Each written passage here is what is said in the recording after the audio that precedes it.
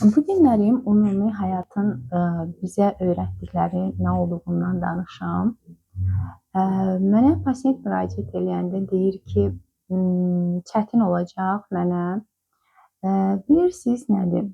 İnsan 25 yaşından sonra gərək öz bədəninə qulluq eləsin. Çünki 25 yaşında bizim böyümə hormonlarımız həyata başqa cür baxmağa bizə göstərir. Gənc, hər şey daha asan. Çünki bədənimizdə o belə deyək də antioksidantlarla zəngin olduğu üçün biz qidanın fərqində olmasaq da biz özümüzü çox yaxşı hiss edirik.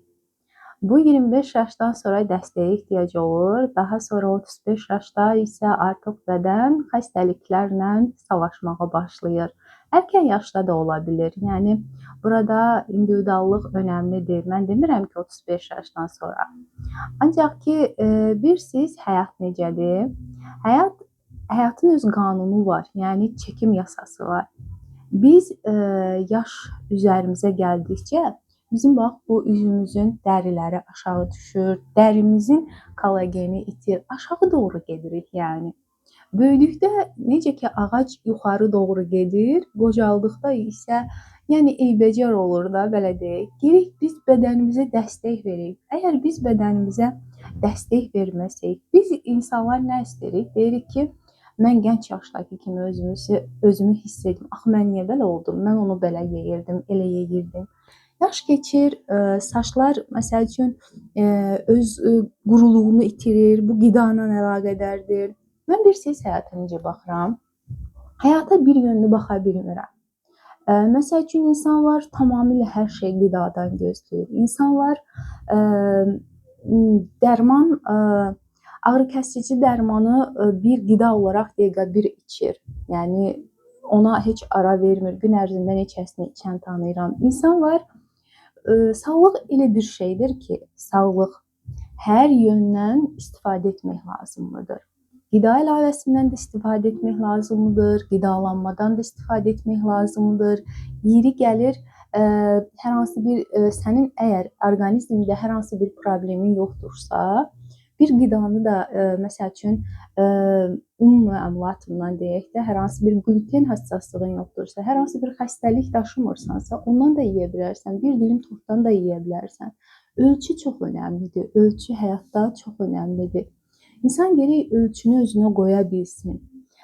Baxın, mən həmişə deyirəm ki, insanın qidalanması da, həyat tərzi də onun beynindən başlayır, düşüncəsindən başlayır. İnsan, məsəl üçün, özünüzə sual verin ki, bir insan nə qədər işləyir, nə qədər pul qazanır, görürsən, yəni baxırsan ki, imkanı var, necə ki, bədəninə baxmır. Bilirsiniz o nədir? Beyin düşüncəsi ona icazə vermir.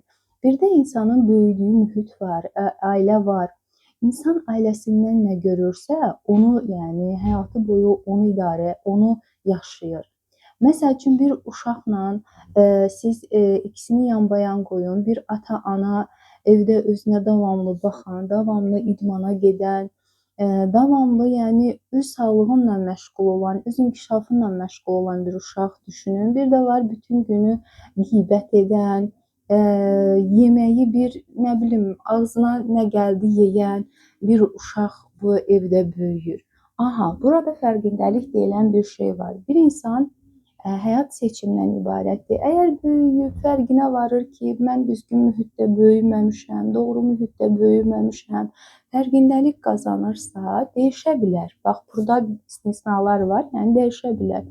Ancaq ki, yəni insan yəni öyrətməklə, özünü öyrətməklə, özünü tərbiyə etməklə, özünə disiplin qazanmaqla, yəni vərdişlər qazanmaqla həyatı idarə eləyir. Yəni bir insan məsəl üçün belə deyək də, beynində ən çox diyetdə yaratdığı problem odur ki, mən istədiyim çəkini verdikdən sonra istədiyim qidaları yeyə biləcəm. Bilirsiniz, sağlıqlı qida nə deməkdir? Sağlıqlı qida çox dadlı, təamlı yeməklər yemək deməkdir. Əvəz etməlisən. O abur-cuburun yerinə çox dadlı, təamlı qidalar hazırlayıb yeməlisən. Bu, yəni sənin özün üçün etmiş olduğun bir yaxşılıqdır. Mən insanın qidasıyla özünə necə dəyər verdiyini çox yaxşı başa düşə bilirəm. Çünki bir insan öz bədəninə qulluq etməsə, bədəni ona qulluq edə bilməz. İnsanlar ayaqları şiş vəziyyətdə gəzməkləri adi gəlir. Yəni bunu təbliğ ediblər. İnsanlar davamlı heç siz görmüsünüz ki, davamlı hər hansı bir qidanı, sağlıqlı qidanı sizlərə reklam eləsinlər, göstərsinlər.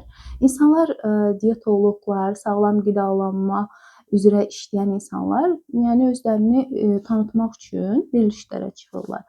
Ancaq ki, hər hansı bir sağlıqlı qidanı, onu yeyin, bunu yeyin deyə sizlərə təbliğ etdiyini görmüsünüz reklamlarda? Xeyr, görməmisiniz. Çünki insanlara bunu təbliğ etmirlər. Ancaq xəstəliklərin müalicəsi üçün müxtəlif cür sistemləri təbliğ edirlər.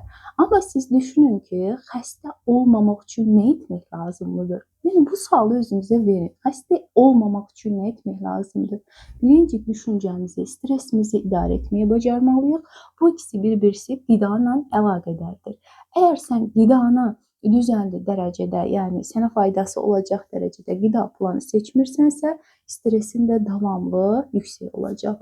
Ona görə də qidalanma planı məcburiyyətdir. Qidalanma planı isə özünə öyrətməlisən, əziz insan. Əgər sən buna özünü öyrətməsən, unutma ki, insan gənc yaşlarında yəni həyata bir başqa baxır, evlənir, övladlarına baxır. 35-40 yaşdan sonra isə özünə baxmaq məcburiyyətində qalır. Çünki özün üçün qida hazırlamalısan, özün üçün yemək hazırlamalısan ki, sən xəstə olmayasan. Çünki övladlar da xəstə ata-ananı sevmir. Bunu unutma. Evladların üçün də sən özünə yaxşı baxmalısan. Evladlarınla xoş gün güzaran keçirmək üçün özünə baxmalısan. Özünlə məşğul olmalısan. Bu qədər bugünlük içimdən gəldi, qəlbimdən gəldi, danışdım. Sizlərdən çox gözəl mesajlar alıram. Onu deyim ki, çox gözəl sizlərə motivasiya verirəm. Onu bilirəm.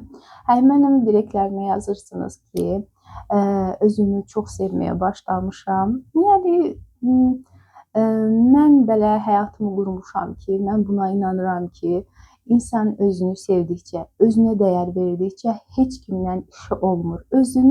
Yəni özünüz üçün məşğuliyyət olur. Yəni heç kimi özün üçün istədiyin gözəllikləri başqası üçün də istəyə bilirsən. Çünki özünü bu üzrə yetişdirirsən.